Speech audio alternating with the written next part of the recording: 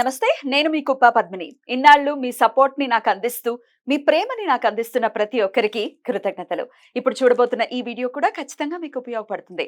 Like, share and subscribe చేసి మీ ఇష్టాన్ని, అలాగే మీ సపోర్ట్‌ని నాకందించండి. అలాగే ఈ వీడియో పట్ల మీ అభిప్రాయాన్ని కామెంట్ సెక్షన్‌లో కామెంట్ చేసి నాకు తెలియజేయండి.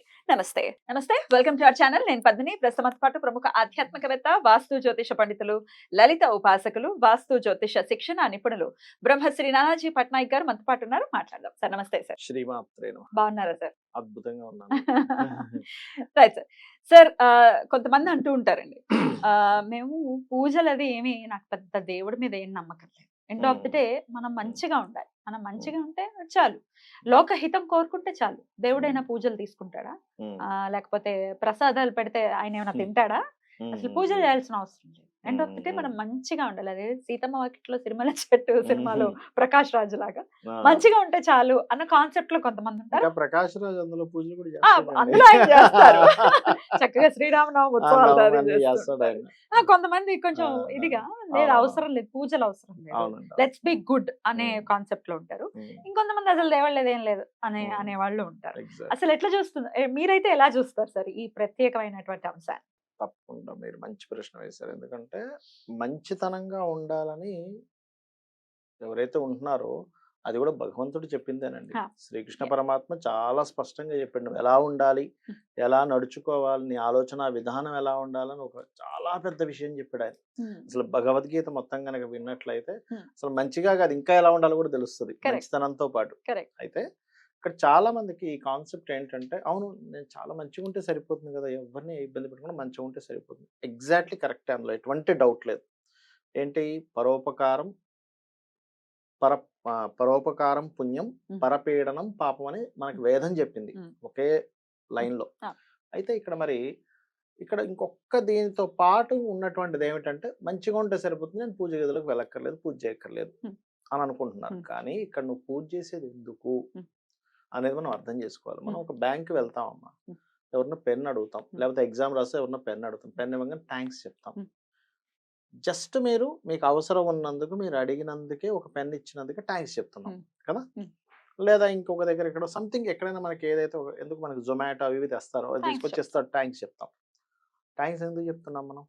గ్రాటిట్యూడ్ చూపిస్తున్నాం. గ్రాటిట్యూడ్ కదా. భగవంతుడు 24 గంటలు మనకి ఏదో ఒక రూపంలో ఆయన శక్తిని ఇస్తూనే ఉన్నాడు. ఆ శక్తి అనేది లేకపోతే చూడండి, భగవంతుడి పేరు తీయగానే మీకు ఫోన్ వచ్చింది, హే కేశవే మాధవ అంటే ఏంటంటే, ఇక్కడ అసలు మనం ఫస్ట్ ఎందుకు పూజ చేస్తున్నాం అనే ఫస్ట్ కాన్సెప్ట్ తెలియాలి. మనకి ఎటువంటి ఫుడ్ తిన్నా, మీరు చపాతీ తింటున్నారా, అన్నం తింటున్నారా, తోటకూర తింటున్నారా, ఇంకేం డ్రింక్ తాగుతున్నా, ఏం చేస్తున్నా కానీ రక్తంగా మారుతుంది, మా వేస్టేజ్ బయటికి పోతుంది, వైటమిన్స్ గా మారుతుంది. అలాంటి మిషన్ అసలు మనకి ఇప్పటివరకు ఉందా అసలు భూమి మీద? అసలు చేయగలమా? అంత ఈజీ కాదు. ఎటువంటి పదార్థం వేసినా రక్తం గల మారుతుంది? మారదు. అది ఒక్క ఈశ్వరుడికే సాధ్యం. అలా ప్రతి ప్రాణిలో పెట్టాడు ఉండి ఆయన స్పష్టంగా చెప్పాడు. ఆయన అయ్యా పెట్టడం కాదు, నేను ఉన్నాను లోపల, మీ లోపల ఉండి మీరు భుజించు భక్ష్య భోక్ష్య లేక్ష్య పదార్థాలని జీర్ణం చేస్తున్నాను ఆయన అని చెప్పాడు. చెప్పి మళ్ళీ ఇందులో ఆయనకు ఒక చాలా క్లారిటీ ఉంది శ్రీకృష్ణ పరమాత్మకి, ఎటువంటి వాళ్ళు నన్ను పూజిస్తున్నారు అనేటువంటిది. ఎటువంటి వారు పూజిస్తున్నారని చెప్పాడు ఆయన అని చెప్పి చూసుకున్నట్లయితే, కొంతమంది జ్ఞానులు, అర్ధకాములు, ఆర్తులు, జిజ్ఞాసులు, అర్ధకాములు, జ్ఞానులు అని చెప్పాడు. అంటే ఆర్తితో కొంతమంది పూజిస్తున్నారయ్యా, జ్ఞానంతో కొంతమంది, జిజ్ఞాసతో కొంతమంది, అలాగ 4 రకాలైనటువంటి వాళ్ళు నన్ను పూజిస్తున్నారు, వారి తగ్గట్టుగా పూజిస్తే నేను అదే రకంగా నేను అనుగ్రహిస్తున్నానని చెప్పాడు ఆయన. అంటే ఆయన అనుగ్రహించేదానికి ఒక క్లారిటీ ఉంది ఆయనకి, ఎలాంటి వాళ్ళు పూజిస్తారో ఆయనకు ఒక క్లారిటీ ఉంది, ఎందుకు పూజించాలనేది మనకు ఒక క్లారిటీ రావాలి ఫస్ట్. అలాగే ఏం తింటున్నాం అనే దాని మీద కూడా రావాలి సార్. ఆయనే పాపం ఇక్కడ ఉండి అన్ని జీర్ణం చేస్తున్నాడు, అడ్డమైన గడ్డి వేసేస్తే ఎంత వెతుక్కుంటాడు ఆయన, ఏడ్రా ఏం కర్మరా మందు తాగేసి రకరకాలు చేసేసి. అయితే ఇక్కడ ఏంటంటే, ఒకటి ఫస్ట్ ఆఫ్ ఆల్ మనం గ్రాటిట్యూడ్ చూపించడం కోసం భగవంతుడికి పూజ చేస్తున్నాం. అయితే ఇందులో మళ్ళీ ఇంకొంచెం ముందుకు వెళ్తే చాలా మందికి జరిగేది ఏంటంటే, పూజ చేస్తాం అంత బాగా జరుగుతూ ఉంటుందండి, ఎక్కడో ఒక దగ్గర వీళ్ళకి రివర్స్ జరుగుతుంది లైఫ్లో. నేను ఇంత పూజలు చేస్తుంటే భగవంతుడు ఇలా చేస్తాడా? ఇది ఎలా ఉంటుందంటే, తల్లిదండ్రులు అన్నీ చూసుకుంటుంటున్నారు, మనం కారులో వెళ్తే సిగ్నల్ క్రాస్ చేసాం. సిగ్నల్ రోడ్ మనకు ఫైన్ వేసాడు. మనం తల్లిదండ్రులను పట్టుకుంటామండి. అంత అంతే ఏమనాలో కదా! కూడా తెలీదు. అంతే కదా! అంతే. నేను ఇంట్లో ఇంత చక్కగా మిమ్మల్ని చూసుకుంటుంటే అక్కడ వాడు ఫైన్ వేస్తాడంటే దానికి అర్థం ఏంటి? నువ్వు తప్పు చేసావు అక్కడ ఫైన్ పడింది. పడింది. అంతే కదా! ఎంత అర్ధరాహిత్యం నువ్వు మాట్లాడే అర్ధరాహిత్యం. మాటల. ఇవన్నీ మనకి లైఫ్‌లో జరిగేటువంటివి ఏవైతే ఇన్సిడెంట్స్ ఉన్నాయో ఇవన్నీ మనం చేసిన కర్మల వల్ల జరుగుతాయి. కరెక్ట్. మరి కర్మల వల్ల కలిగేటప్పుడు నేను భగవంతుని పూజించడం వల్ల కలిగే ఫలితం ఏమిటి అంటే, హ్మ్. ఆ కర్మల్ని నువ్వు ఎక్కువగా బాధపడకుండా కొంచెం తక్కువ స్థాయిలో చేసేలాగా భగవంతుడు చేస్తాడు. అది మనకు తెలీదు. Yeah. మనమేమనుకుంటాం నాకు ₹1,00,000 నష్టం వచ్చింది అనుకుంటాం. కానీ 10,00,000 నష్టం రావాల్సిందే ఉంటుంది అక్కడ యాక్చువల్‌గా. అవును. అవును. 10, 20, ₹1,00,00,000 పోవాల్సింది ఉంటుంది. 1,00,000తో ఆయన ఆపాడు. ఆయన ఉన్నాడు కాబట్టి 1,00,000తో ఆగింది. ఖచ్చితంగా సార్. అది తెలీదు. ఖచ్చితంగా. అది తెలియక నేను ఇంత పూజ చేస్తుంటే నాకు 1,00,000 నష్టం వస్తుందా? హ్మ్. అసలు దేవుడు ఉన్నాడా? ఇన్ని రోజులు ఉన్నది మర్చిపోతాడు. ఆ. ఇప్పుడు ఉన్నాడా లేడా అని కొత్త డౌట్ వస్తదనమాట. అవును. అంటే ఎంత అపనమ్మకమో చూడండి. ఎంత అంటే అపనమ్మకం. నాకు ఒక చిన్న ఎక్స్‌పీరియన్స్ ఉంది సార్. ఆన్ దిస్ చెప్పండి, నోట్ చెప్పండి. చెప్పాలనుకుంటున్నాను. యాహ్! నేను అప్పుడు ఇంకా పెళ్ళవ్వలేదు, ఏం లేదు. ఏదో హ్మ్. సంపాదిస్తూ ఉన్నాను. ఇల్లు కొనుక్కునే పరిస్థితి వచ్చింది అప్పుడు. ఓకే. కానీ లోన్ శాంక్షన్ అవ్వల. అవలా. Because okay. ఏవో రకరకాల కారణాలు, అది శ్మశానానికి దగ్గరలో ఉందని ఏవో పిచ్చి పిచ్చి కారణాలతో అవునవును. Loan yeah! అవ్వలేదు. యాహ్! అప్పుడు నేను నేను ఎప్పుడూ పూజలు చేస్తూనే ఉంటాను. సత్యనారాయణ స్వామి అంటే నాకు చాలా ఇష్టం. చేస్తూనే ఉంటాను. అది క్యాన్సిల్ అయిపోయింది. ఆ ఇల్లు ఇచ్చిన అడ్వాన్స్ కూడా రిటర్న్ వచ్చేసింది. ఓకే. నాకేం ఆ భావన కలగల. అనుకున్నా ఏదో హ్మ్. మంచి జరగటం కోసం ఇది జరగలేదేమో. కట్ జరగలేదేమో అని. చేస్తే హ్మ్. 2 నెలలకు నాకు ఉద్యోగం పోయింది. ఆ! ఎంత గ్రేట్ అండి నేను అసలు. ఎలా కట్టుండేదాన్ని ఈఎంఐ? ఇబ్బంది పడిపోయేవారు కదా! అప్పట్లోనే 33,000. ఇది ఎంత 10 ఏళ్ల క్రితం మాట. 10 ఏళ్ల క్రితం. ఎలా కట్టుండేదాన్ని? ఎంత ఎంత దయాళువు ఎంత కింద స్వామి. మీద పడిపోయేవారండి అలా పోతే. టెన్షన్, మెంటల్ టార్చర్ భరించలేం కదా! ఎందుకు కొన్నావురా ఆ! బాబు ఇప్పుడు ఆ! అనే ఫీలింగ్ వస్తది కదా అది మీకు. వదులుకోలేం. మళ్ళీ అది ప్రెస్టీజ్ ఇష్యూ వదులుకోలేము. లేకపోతే ఇక్కడ ఎమోషన్. గందరగోళం అయిపోతాం అలా కదా! నన్ను కాపాడాడు. అప్పుడు నేను అనుకున్నా, అమ్మ స్వామి ఇందుకోసం నా మీద ప్రేమతో నాకివ్వలేదు. ఇవ్వలేదు. నాకెప్పుడు యోగ్యత ఉందో అప్పుడు నువ్వు ఇస్తావు అని అనుకున్నాను అప్పుడే. మీరు ఇప్పుడు ఇచ్చాడు. చాలా బాగా అర్థం చేసుకున్నారు భగవత్ యాహ్! లీలని. యాహ్! అట్లా ఏంటంటే యెస్. ఇవి పిచ్చి పిచ్చి లింక్స్ పెట్టుకొని హ్మ్. నాకు ఇంత పూజ చేస్తుంటే నాకు ఈ నష్టం జరుగుతుందా? హ్మ్. అరే నీకెందుకు నష్టం జరిగింది? నీకెట్లా తెలుసు? యాహ్! కరెక్ట్. అంతే కదా! ఎలా కాపాడుతున్నాడో నమ్మకం లేకపోతే ఎలా? ఎలా? యాహ్! కాబట్టి ఏంటంటే ఒకటి రైట్. గ్రాటిట్యూడ్ చూపించడం కోసం మాత్రమే నిత్య పూజ మనం చేయాలి. కృతజ్ఞతని కృతజ్ఞత ఆవిష్కరించాలి. ఆవిష్కరించుకోవడము. రైట్. రెండవది మీకు మీ శక్తికి మించి కొన్ని ఉంటాయి. రైట్. అది కావాలి అంటే ఇవాళ పొద్దున్న నేను ఆలయంకి వెళ్ళానండి. హ్మ్. మా ఇంటి దగ్గర ఒక ఒక ఒక పావు కిలోమీటర్లంత దూరం. హ్మ్. ఒక 200 అడుగుల్లో హ్మ్. శివాలయం ఉంటుంది. హ్మ్. అక్కడికి వెళ్ళాక అక్కడ ఒక 70 ఏళ్ల పర్సన్ 70 చేంజ్ ఉంటుంది. 70 దగ్గరలో ఉంటాయి అతనికి. హ్మ్. అతను ఏం చేశాడంటే శివాలయంలో రోజు శివాలయానికి వచ్చి పూజ చేసుకొని వెళ్తుంటాడు ఆయన. పెద్దాయన గవర్నమెంట్ ఎంప్లాయీ రిటైర్డ్. అయితే అతను బయటకొచ్చి ఒక మాట చెప్పాడు. సార్ నేను ఎప్పుడు రోజు లలిత సహస్రనామాలు చదువుతున్నాను. మొన్న మీ ప్రోగ్రామ్ చూశాను. అందులో మాణిక్య మకుటాకార జానుద్వయ విరాజితాయే నమః చేసుకుంటే జాబ్ వస్తుందని చెప్పారు. మోకాళ్ళ ప్రాబ్లమ్ క్లియర్ అవుద్దని చెప్పారు. అరే ఇదేంటి నిజమా అని చెప్పని నేను చేశాను. నాకు మోకాళ్ళ ప్రాబ్లమ్ క్లియర్ అయిందండి. అసలు నేను షాక్ అయ్యానన్నాడాయన. అబ్బబ్బబ్బా! Amazing sir. అంటే ఏంటి అక్కడ పర్టిక్యులర్‌గా మీరు ఏ పర్పస్ కోసం మీరు చేస్తున్నారని ఒక క్లారిటీ రావాలి. యాహ్! యాహ్! సంకల్పం చెప్పుకోవాలి. యాహ్! సంకల్పం చెప్పుకొని స్వామి నా వల్ల అంటే చూడండి 70 ఇయర్స్ వ్యక్తికి హ్మ్. ఎప్పటినుంచో ఉన్న మోకాళ్ళ నొప్పి ఎట్లా తగ్గింది? తగ్గింది. అంటే అమ్మవారి నామాల్లో అమ్మవారి యొక్క మోకాళ్ళు ఒక కిరీటాల్లాగా మాణిక్య మకుటం అంటే మాణిక్యాలతో కూడినటువంటి మకుటాల్లాగా ఉన్నాయట అమ్మవారి హ్మ్. మోకాళ్ళు. హ్మ్. మాణిక్య మకుటాకార జానుద్వయ విరాజితాయే హ్మ్. నమః. హ్మ్. అలా విరాజిల్లుతున్నాయని దాని అర్థం. అద్భుతం. హుహు.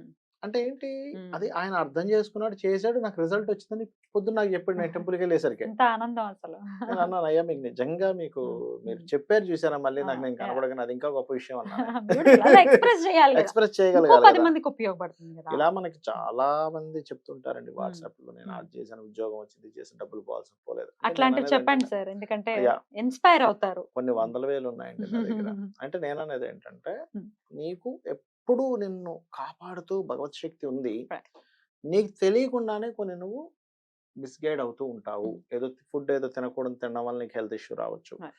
కొన్నిసార్లు వాస్తు దోషం వల్ల, ఆ వాస్తు వల్ల నీకు ఇబ్బంది రావచ్చు. రైట్. లేదా మనం మొన్న ఒకసారి ఆత్మల గురించి హ్మ్. మాట్లాడుకున్నాం. కొంత ప్రేత నీలోకి ఎంటర్ అయినప్పుడు కూడా నీకు ఇబ్బందొస్తుంది. ఇట్లాంటివన్నీ వస్తాయి. అటువంటి ఇబ్బంది రావడం. అంటే ఇవన్నీ ఎందుకు అంటే నిత్య పూజ గనక ఇంట్లో జరుగుతుందనుకోండి, ఇట్లా నెగెటివ్ ఎనర్జీస్ ఫస్ట్ ఇంట్లో ఉండవు. పోతాయి. కరెక్ట్. ఒకసారి మరి క్లుప్తంగా చెప్పండి సార్, నిత్య పూజ ఎలా చేయాలి? కొంతమంది దీపం పెట్టడం అనేది ఏదో ఒక్క వారానికి పరిమితం చేస్తారు, జస్ట్ అగరబత్తి చూపిస్తుంటారు. అసలు శాస్త్రం ఏం చెప్పింది క్లుప్తంగా ఒక్కసారి?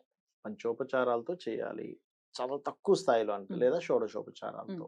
ఇక్కడ ఒకటి ఏంటంటే శాస్త్రం ఏం చెప్తుంది అంటే, నువ్వు నిర్దిష్టంగా రోజు నువ్వు గనక పూజ చేయగలిగితే ఖచ్చితంగా ఎనర్జీ అక్కడ ఫామ్ అవుతుంది. అందులో ఎటువంటి డౌట్ లేదు. చక్కగా నువ్వు కాలకృత్యాలు తీర్చుకున్న తర్వాత సూర్యోదయం అవుతుంది అనగానే నువ్వు పూజ చేసుకోవాలి. సహజంగా గాయత్రి చేసేవాళ్ళు సూర్యోదయం అవుతుంది అనగానే గాయత్రి ప్రారంభిస్తారు, మీకు తెలిసే ఉంటుంది. మరి ఎర్లీ మార్నింగ్ 4 o'clock చేయరు.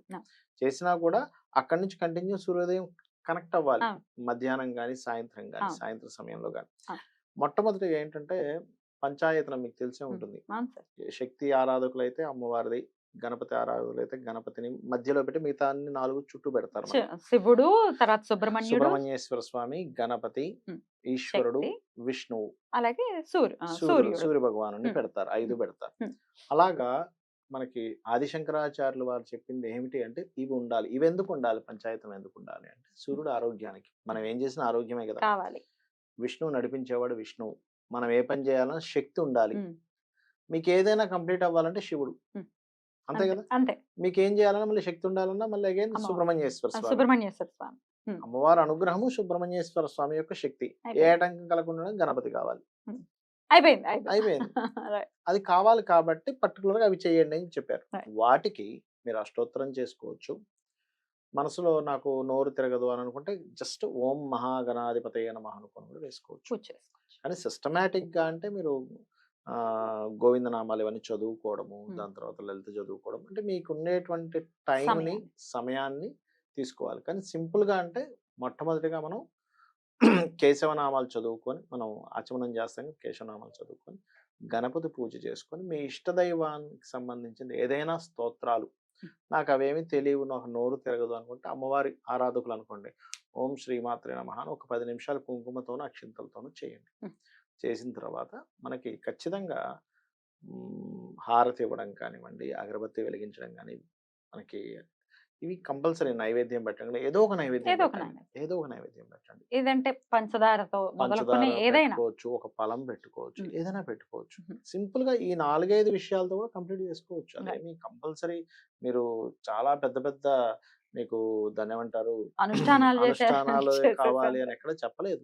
10-15 నిమిషాలు గ్రాటిట్యూడ్. ఇంకా శాస్త్రంలో అయితే మీకు ఏమీ రాకపోతే సూర్య భగవాన్ని చూస్తే భక్తిగా అలా చేసుకోండి అని చెప్పారు. ఎందుకంటే సూర్యుడికి సంబంధించినటువంటి ఒక శాస్త్రంలో చాలా స్పష్టంగా ఉన్నది ఏంటంటే, అందులోనే ఈశ్వరుడు ఉన్నాడు, అమ్మవారు ఉంది, నారాయణుడు ఉన్నాడు, గణపతి ఉంది, అప్సరసలు అందులోనే ఉన్నారు, పితృదేవతలు అందులో ఉన్నారు, మహర్షులు అందులో ఉన్నారు, యక్షులు గంధర్వులు కూడా అందులో ఉన్నారని చెప్పబడింది. ఇంతకంటే ఇంకేం కావాలి? అద్భుతం సార్, చాలా బ్యూటిఫుల్ గా ఎక్స్ప్లెయిన్ చేశారు. ఇది మన అనుష్ఠానంలోకి అవి కాదు, ముందు ఈ సింపుల్ విషయాలు తెచ్చుకోవాలి. ఫస్ట్ మనం గ్రాటిట్యూడ్ కోసం చేస్తున్నాము. ఇదే ఉందండి, మాంసపు ముద్ద చూస్తుందిగా, ఇది వింటుందిగా. చాలా మందికి ఇది చెయ్యకపోవడం వల్ల కలిగినటువంటివి నేను చాలా చూసే, ఇంకో ఎపిసోడ్ లో చెప్పుకుంటాను. బ్లాకేజెస్ ఖచ్చితంగా వాటి గురించి నెక్స్ట్ ఎపిసోడ్ లో. Thank you so much sir. నమస్తే. శ్రీమాత్రే నమః.